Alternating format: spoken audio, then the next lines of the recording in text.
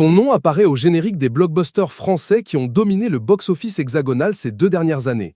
À 43 ans, Dimitri Rassam peut se vanter d'avoir produit coup sur coup les 2 volets des 3 Mousquetaires, du Comte de Monte Cristo, mais aussi d'aligner sur son CV 3 nominations au César et 2 statuettes récompensant le film d'animation Le Petit Prince.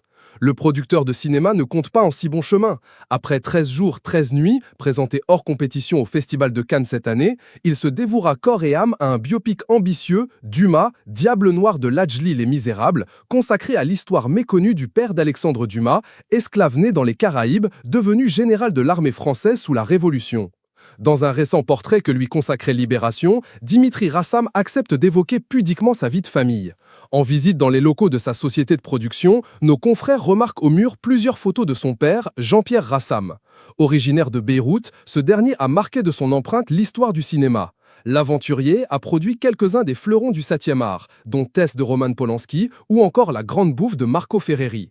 Côté vie privée, Jean-Pierre Rassam a vécu une célèbre histoire d'amour avec Carole Bouquet, qui n'est autre que la mère de l'homme mise à l'honneur par Libération. L'enfant n'a que 3 ans lorsque son père, épuisé et addict à l'héroïne, meurt brutalement d'une crise cardiaque en janvier 1985.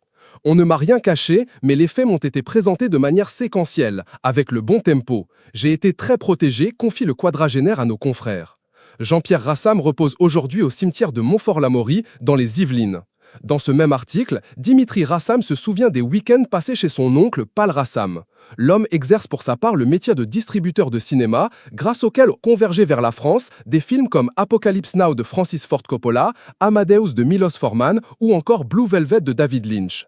Alors qu'il évoque ses années de jeunesse, Rassam le jeune assure n'avoir jamais été pris dans la spirale de son père. « J'ai dû fumer un quart de cigarette », déclare-t-il, préférant se remémorer de son illustre parrain, Francis Ford Coppola, et de sa maison dans la Napa Valley, théâtre de grandes bouffes en famille.